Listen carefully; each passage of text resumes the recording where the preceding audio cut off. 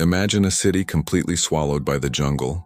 Its streets and plazas are hidden beneath a living roof of leaves, and its wooden houses line avenues that no longer exist on any map.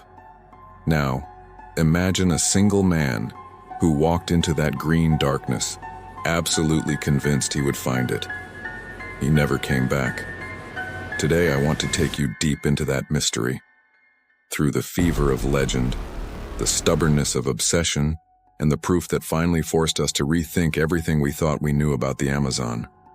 The Amazon isn't just a forest. It's a vast, breathing world that stretches across continents, an ocean of green that eats sunlight and keeps its secrets close. It is hot, wet, and merciless. Vines tangle your ankles, mosquitoes greet each dawn, and rivers split the land into impossible passages. For centuries, scholars insisted that this landscape could never support great cities. The soil, they said, was thin and tired. The rains and rot would swallow any architecture. Cities in the Amazon? They called it absurd.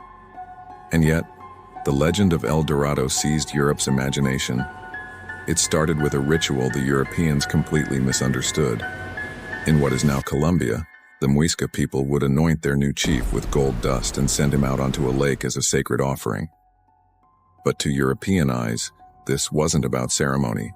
It was proof of treasure. The rumors spread like wildfire. A golden man, a golden city, fortunes beyond imagining. That rumor fed a desperate appetite. Adventurers, soldiers, and charlatans poured into the Americas, searching for the glittering prize.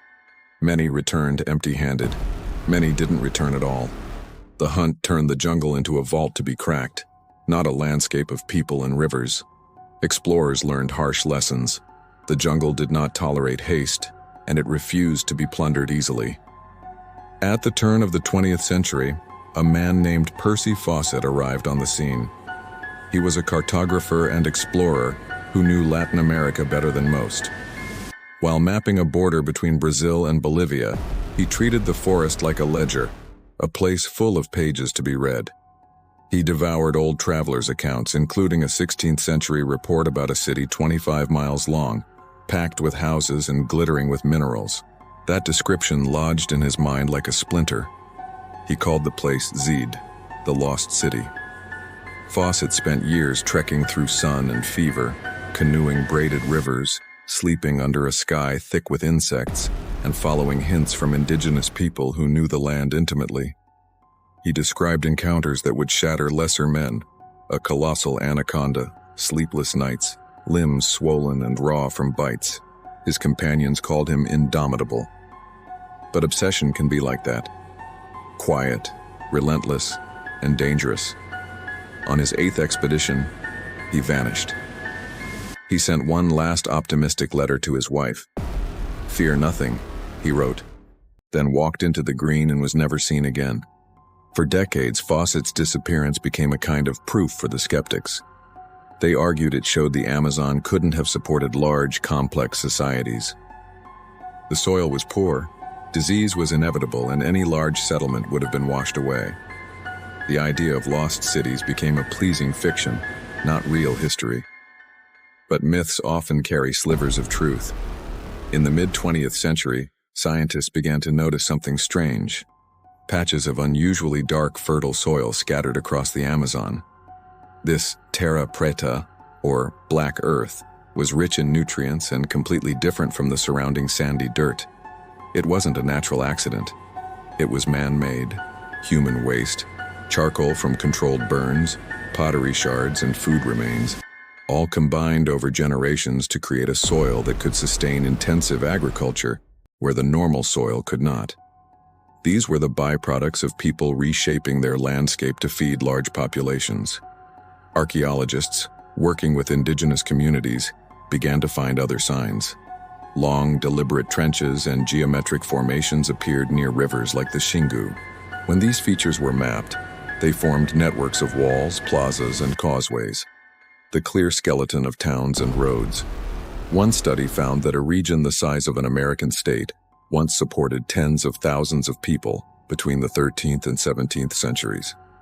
That kind of organization requires planning, labor, and a sustainable food system. It was anything but accidental. Then came LiDAR, a technology that felt like cheating against centuries of concealment.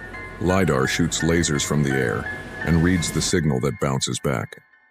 It can see through the thick canopy of leaves, revealing things the naked eye could never spot: causeways, house platforms, ringed plazas, and earthworks in places long assumed to be empty.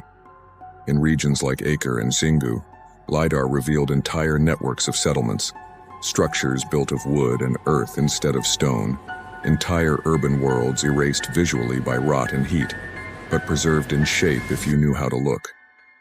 Some images suggested populations in the tens of thousands. Other analyses pushed those numbers even higher. The Amazon, it turned out, had not been an empty wilderness, but a lived, shaped landscape. And here's the sharp point of it all. Fawcett had been searching in the right place, but he was looking through the wrong lens. He and his contemporaries were trained to look for stone, for walls and ruins that wouldn't melt away. But the Amazon cities were made from materials that disappear: timber, clay, and earth. Over centuries of heat, humidity, and regrowth, those materials vanished. Fawcett lacked the chemical tests, the aerial tools, and the collaborative knowledge from indigenous partners that later researchers would rely on. He chased a city of stone and missed a civilization of soil and wood. This discovery should change how we tell the story of human history in the Americas. It forces us to move away from the old map of emptiness and toward a vision of the Amazon as a place of people shaping rivers and soils, building plazas and roads, and cultivating fertility where none seemed possible. It underlines a painful truth.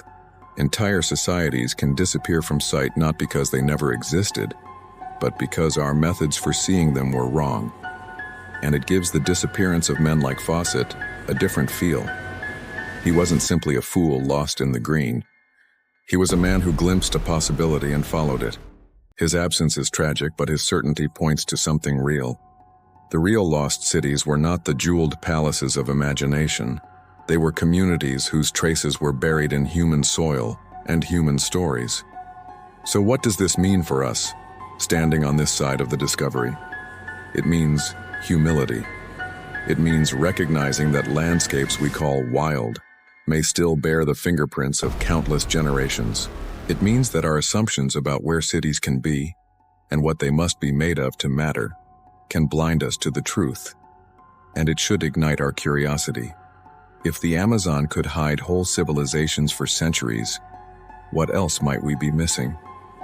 If this story moved you, tell me.